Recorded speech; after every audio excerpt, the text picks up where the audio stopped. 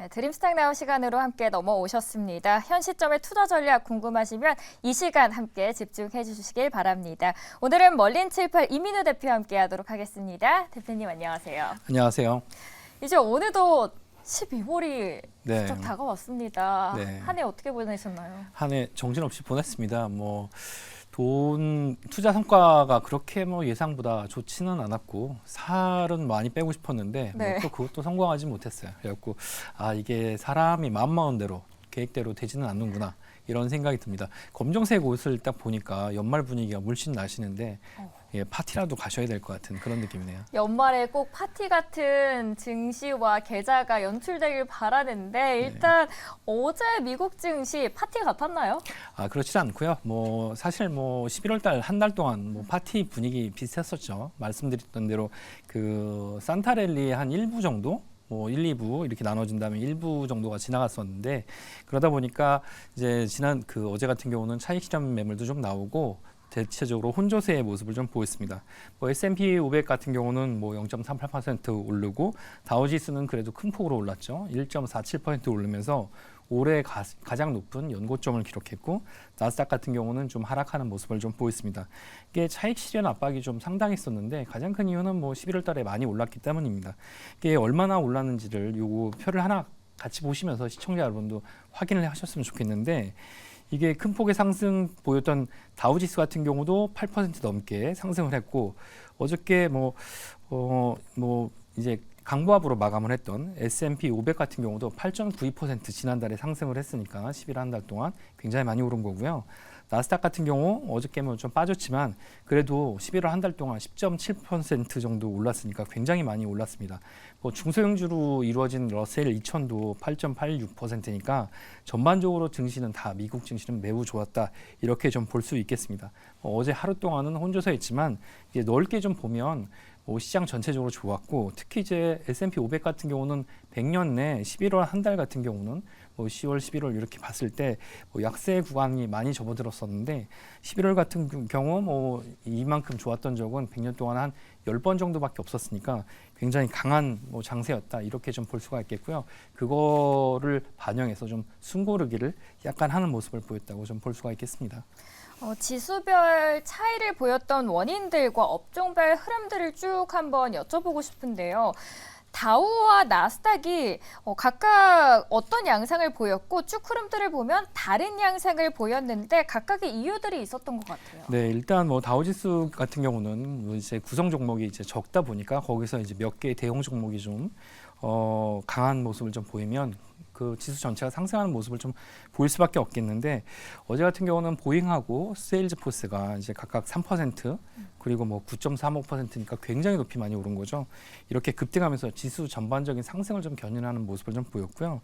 그 나스닥 같은 경우는 사실 나스닥이나 그 S&P 500 같은 경우는 지금 이제 대형 기술 종목 이런 것들이 사실 지수를 좌지우지하는데 시총에서 대부분을 차지하는 그 대형 기술주들이 좀 흔들리는 모습을 좀 보였어요. 엔비디아 같은 경우가 이제 2.85% 하락했으니까 크게 하락했고 메타하고 테슬라 그리고 알파벳이 1%, 1.5% 이 정도 전후로 하락하는 모습을 보였습니다. 이것 때문에 아무래도 나스닥은 좀 그 약한 모습 이렇게 보였다고 좀 볼 수가 있겠고 거기다 아마존이나 애플도 좋았으면 모르겠는데 이것도 그냥 보합세에 머물렀기 때문에 그 다우지수하고 나스닥이랑 좀 상반된 모습이 아니었을까 이렇게 좀 볼 수가 있겠습니다.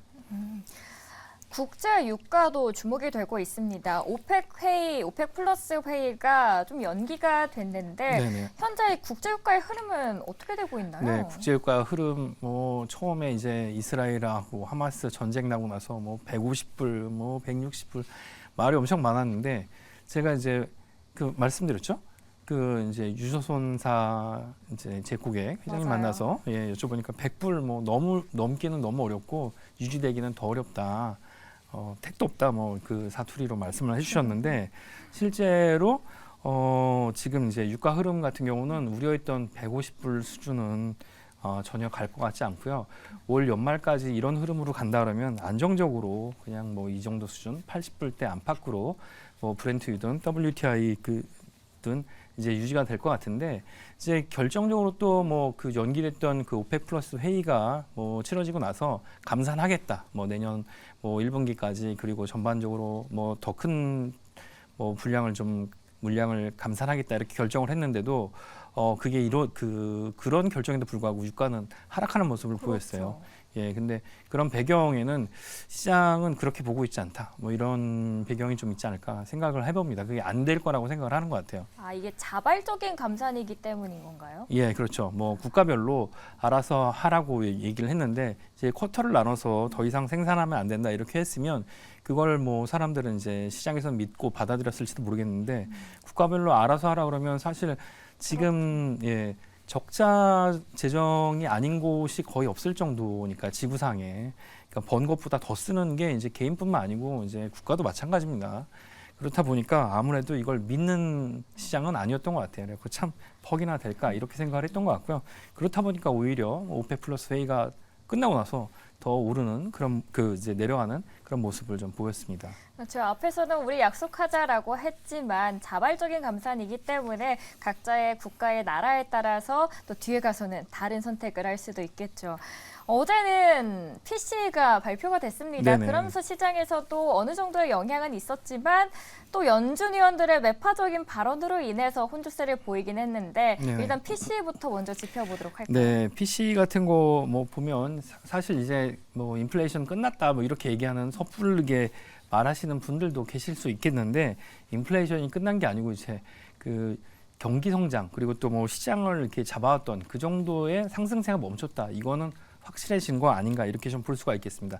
이제 PC를 가지고 이렇게 판단하는 가장 큰 이유는 개인 소비 지출과 관련된 거죠. 이게 인플레이션과 바로 맞닿아 있다기보다는 이제 개인들의 주머니 사정이 안 좋아졌다. 그동안 뭐 미국 사람들 이제 소비 습관 두고 마치 내일이 없는 저기처럼 뭐 사람들처럼 이제 철없이 돈을 쓰는 습관이 있다. 뭐 그런 얘기를 하는데 오죽하면 이제 이번 주에 모든 그 투자자들의 그 존경의 대상이었던 찰리 먼거께서도 항상 그런 얘기 하셨죠.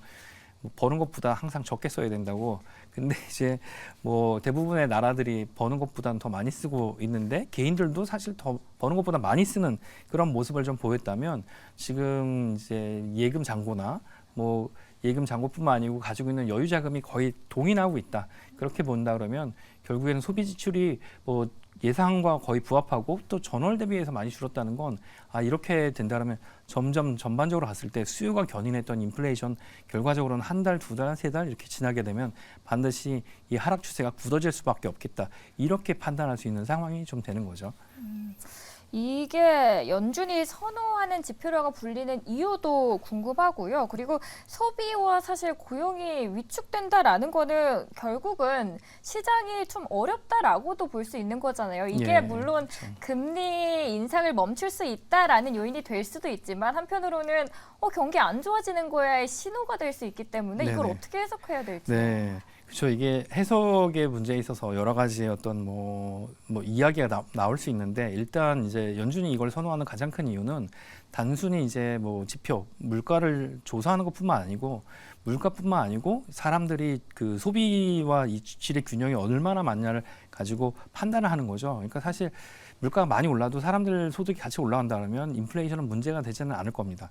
근데 이것과 좀 다르게 지금까지 이제 인플레이션이 문제가 됐던 건 뭐 사람들의 주머니가 너무 많이 올라왔다 보니까 그동안 낮았던 인플레이션이 급격하게 올라온 그런 문제가 이제 시장에 작용을 했고 그리고 또 이 연준이 금리를 올린 과정도 사실 1년 사이에 이렇게 많이 올렸기 때문에 문제가 좀 된 거였잖아요. 그렇다 보니까 이걸 아무래도 더 중요시할 수밖에 없다는 그런 전제가 좀 있고요. 그리고 소비가 많이 감소했다는 건 소득 외에 그동안 쌓아놨던 돈이 말라갔다 이렇게 좀 볼 수가 있는 겁니다. 근데 이제 앵커님 말씀하신 대로 결국에는 이게 쓸 돈이 없어서 못 쓰게 되면 기업 실적이 안 좋아지는 거냐 그렇죠. 이렇게 판단할 수가 있는데 이게 정상적인 경로에서 그렇게 된다 그러면 뭐 그렇게 뭐 경기가 안 좋아진다 이렇게 판단할 수가 있겠습니다. 근데 지금 뭐 이 미국 같은 나라가 인플레이션 9%가 정상적인 건 사실 아니었잖아요. 거기다가 이제 그런 인플레이션에서 내려오는 경로에 그리고 또 이제 3%대 초반이었던 그 이런 실업률에 비교했을 때는 여기서 이런 지표들이 조금 악화된다는 건 평상시 뭐 예년 우리가 쓰는 보통 예년이라고 한다면 10년에서 20년의 시계를 두는 건데 그 정도의 뭐 근접해 가고 있다. 그런 걸 수렴해 가고 있다. 이렇게 좀 볼 수 있는 거죠. 그러니까 경기가 냉각은 돼가고 있는데 그럼 경기가 나빠지냐? 그거는 아니라고 좀 볼 수가 있겠습니다. 그러니까 그렇다고 해서 뭐 경기가 안 나빠져서 결과적으로 뭐 연착륙하고 이게 스무스하게 다시 올라가냐? 그거는 내년 뭐 선거 전후로 판단을 해봐야 되겠지만 전반적으로 봤을 때 이거 가지고 경기가 뭐 이렇게 하락 추세다 이렇게는 볼 수는 없고요. 그동안 좀 비정상적인 경로였다가 거기서 이제 정상적인 우리가 알고 있는 상식적 경로로 들어가고 있다 이렇게 좀 볼 수 있는 거죠. 요즘 나오는 지표들을 보면서 많은 분들이 내년에는 소프트 랜딩이 가능할 수 있겠다, 연착륙 가능할 수 있겠다라는 보는 시선들이 조금씩 생기고 있는 것 같습니다. 네네. 대표님께서는 어떻게 보시는지요? 네, 저는 이제 소프트 랜딩이라는 거를 길게 보면 뭐 불가능할 것 같고요. 예, 짧게 보면 가능할 것 같아요. 이게 뭐 제가 드리는 말씀은 보통 경기의 3대 주체 얘기하면 뭐 정부, 기업, 가계 이렇게 얘기하잖아요. 우리나라는 지금 가장 큰 문제가 가계 부채라고 얘기하고 다른 나라 같은 경우 유럽 같은 경우나 뭐 일본 같은 경우 또는 뭐 미국도 마찬가지죠. 이제 정부의 부채가 너무 많은 경우고 뭐 중국 같은 경우는 기업의 부채가 너무 많다 이렇게 얘기를 하는데 어느 쪽이든 이 부채는 반드시 정리가 될 수밖에 없는 거예요. 근데 단기적으로 봤을 때 그 이런 시장의 온기를 드는 거는 뭐 금리를 낮추거나 아니면 재정 정책을 통해서 뭐 이렇게 시장을 따뜻하게 데울 수는 있기 때문에 그렇다고 해서 뭐 경기가 이제 뭐 이런 지표가 나빠진다고 해서 뭐 투자의 타이밍 같은 게 지나가면서 경기 악화 뭐 뭘 하든가 좀 실패할 분위기 이런 걸로 가기는 좀 그런 가능성은 좀 낮은 상황이고요. 오히려 지금부터 완만하게 상승하는 모습인데 이게 어디는 좀 따뜻하고 어디는 따뜻하지 않은 그런 어떤 차별점이 좀 크게 더 작용하지 않을까 이렇게 좀 볼 수가 있겠습니다. 어디가 더 따뜻해지고 어디가 더 차가워질지는 구별하는 포인트들이 중요할 것 같습니다. 네. 일단 저희가 국내 증시 넘어와서 이야기 나눈 후에 이제 어디가 더 따뜻하고 어디가 차가워질지 여쭤보도록 할게요. 국내 증시는 어땠습니까? 네, 오늘 국내 증시 같은 경우 뭐 이제 코스피 같은 경우는 외국인 또 매도하고 기관도 매도하면서 이 그 이제 수급 주체 양쪽 다 매도하면서 2,500까지 내려오는 모습을 좀 보였습니다. 근데 이게 주간으로 봤을 때는 그렇게 큰 폭의 하락은 아니고 그런 지난주 금요일 대비해서 약간 소폭으로 상승하는 그런 모습으로 주간 단위에서는 마감하는 모습을 보였어요. 근데 전일 대비해서는 약간 밀리는 모습이었는데 지금까지 발표된 지표, 그러니까 시장에 긍정적인 그 영향을 미치는 지표죠. 사실 여름부터 뭐 계속 우리나라가 무역 적자였다, 기업 실적이 악화가 될 것이다 이런 얘기가 나왔었는데 지금 11월 반도체 수출이 16개월 만에 지금 플러스로 전환이 좀 되고 그리고 주요 품목들이 지금 굉장히 수출 품목들이 개선이 되면서 중국향이냐 아니면 미국향으로 가는 물량들도 더 늘어나는 그런 모습도 좀 보이고 있습니다. 근데 여기서 이제 한 가지 좀 볼 거는 그동안 이제 이런 것들에 대해서 실적이 나빴다. 그래서 뭐 반등이 좀 늦었다. 이런 그 어떻게 보면 이제 시장의 주요한 종목들에 대해서 그 좀 큰 규모의 매도가 좀 나오면서 약한 흐름을 좀 보였다고 좀 볼 수가 있겠고요. 뭐 이런 영향이 오늘 시장을 좀 지배했다 이렇게 좀 볼 수가 있겠습니다. 코스피 외국인 기관 순매도 때문에도 하락세가 연출됐고 그리고 업종별로도 구체적으로 들어가는 게 좋을 것 같아요. 네, 업종 같은 경우는 IT 대형주가 이제 하락이 좀 컸었고요. 뭐 자동차, 건설, 기계, 뭐 철강 이런 것도 동반 약세를 좀 보였는데 이게 대표적으로 우리나라가 강세를 보이는 업종들이잖아요. 여기에 좀 약세를 보였고, 근데 반면에 이제 그동안 뭐 좋은 실적이 있을 것이다 얘기를 했지만 이제 주가에 그렇게 많이 반영이 되지 않았던 조선, 뭐 제약 그리고 또 방산 같은 경우는 뭐 보고서가 좀 나왔습니다. 이거는 약간 좀 유심히 보면서 뭐 따라가셔도 될 것 같은데 방산 골드만삭스에서 최선 업종이라고 하는데 이거 확인해봐야 돼요. 팔았는지 골드만삭스. 네, 의심은 항상 해봐야 된다. 그렇습니다. 예, 방산 같은 경우는 우리나라 뭐 정부에서도 직접 어떻게 보면 이제 뭐 밀고 있는 그런 산업에 해당이 되고 잡혀 있는 그 수주 물량도 굉장히 많기 때문에 실적 개선이 좋을 것 같긴 하지만 사실 이런 거는 이렇게 급등하게 되면 뭐 또 차익 실현 매물이 나오는데 거기에 희생되지는 않으셨으면 좋겠어요. 그때 뭐 따라하셨으면 좋겠고 뭐 이런 분위기 속에 이제 코스피는 전반적인 약세 흐름을 좀 보였다 이렇게 볼 수가 있겠습니다. 그 부분 중요한 것 같아요. 그러니까 어떤 대형 투자은행이 어떤 특정 섹터에 대해서 매수했다 아니면 관심을 보였다라는 뉴스를 보고 많은 투자자분들이 그럼 나도 여기에 들어가면 좋겠다라고 생각하시는 네. 분들도 많으신데 네.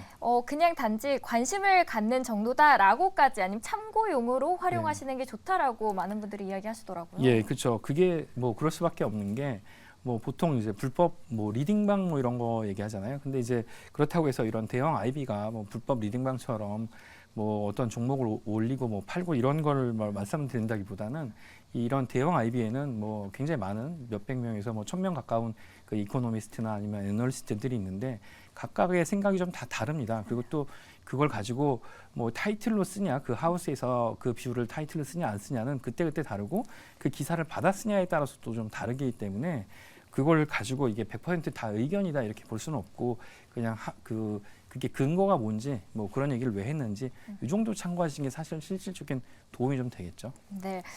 증시를 억눌렀던 불안한 요소 중 하나가 중국과 미국 간의 갈등이었는데 기술 패권 다툼에서 새로운 소식이 하나 더 들어왔다고요. 예, 요거는 제가 한 열흘 전쯤에 봤는데 중국에 대해서 이제 미국이 뭐 하나씩 이제 섬세하게 아주 미세한 그 어떤 제재를 하면서 반도체에 대한 어떤 그런 그 장비 수입을 막고 있잖아요. 그런데 칭화대에서 발표한 것 중에 지금 현재 그 엔비디아에서 나가고 있는 칩 중에 A100이라는 그 칩이 있는데 이게 인공지능 칩에서는 최고라고 하는데 이게 대표적인 인공지능 칩이라고 하는데 이거보다 속도가 3,000배 빠르고 그리고 그 전력 소모량도 훨씬 더 적은 뭐 10,000배 단위로 더 사용량이 적은 그런 칩을 만들었대요. 광전자 칩이라고 하는데 이걸 발표했다고 해서 굉장히 크게 이제 화제가 됐습니다. 그 업계에서는. 근데 이게 상용화가 됐냐? 그렇진 않고 또 두 가지 문제가 있는데 상용화가 됐냐? 그럼 믿을 수 있냐? 두 가지잖아요. 근데 믿을 수는 있는 것 같아요. 그게 이제 칭화대에서 연구실에서 나왔던 걸 발표를 했고 이게 어디 실렸냐면 네이처라는 그 이제 과학 전문 저널에 실렸는데 여기서 검증이 뭐 동료 검증도 좀 된 것 같은데 원리는 간단합니다. 지금까지 이제 뭐 속도가 느리고 전력 소모가 많았던 건 이제 우리가 보고 있는 사람들이 보는 것 같은 이런 사물에 대한 정보를 디지털로 아날로그를 디지털로 전환하고 다시 아날로그로 전환하는 그런 과정들이 일련의 과정들이 인공지능에서 필요한데 이 중국 칭화대에서 만들었던 칩은 뭐 디지털로 전환하는 게 아니고 그대로 아날로그로 보는 걸 그대로 아날로그로 처리하는 그런 방법을 알고리즘으로 만들었다고 해요. 그러니까 이제 뭐 제가 방송에서도 전에 말씀드렸던 것 같은데 너는 뭐 제 고객이 중국은 뭐 이제 뭐 ARM이든 아니면 뭐 이제 그 네덜란드에서 뭐 어떤 기술이든 유럽에서 장비가 못 나가기 때문에 뭐 그 첨단 미세 공정은 못할 것 같습니다. 뭐 이런 얘기를 하니까 제 고객 중국에서 규모 있게 사업을 오래 하신 분이 그런 얘기를 하셨어요. 너는 왜 중국은 못할 거라고 생각하냐. 예, 그때 뭐 화웨이 7나노 칩이 나왔다 이런 얘기를 하면서 말씀드렸었는데 그게 이제 그런 거죠. 거긴 인구도 많고 사람도 많은데 거기서 뭘 마음 먹으면 효율과 무관하게 할 수 있다 이런 얘기를 했었는데 그런 차원에서 새로운 알고리즘으로 이제 반도체를 개발하게 된 거죠. 근데 이게 상용화까지는 얼마나 남았는지 모릅니다. 근데 이 기술 패권이라는 거는 뭐 우리가 알고 있는 길 밖에서도 이루어지는 거기 때문에 이것과 함께 또 내년에는 뭐 선거가 있으니까 이런 부분에서의 더 치열한 어떤 전투 같은 게 더 벌어질 수 있으니까 이런 것도 시장에 영향을 좀 미칠 수 있겠죠. 중국의 기술력이 더 올라오고 있는 만큼 미국과 중국 간의 갈등도 눈여겨보시는 게 좋을 것 같습니다. 오늘 함께 해주신 분은 멀리 칠판의 이민호 대표였습니다.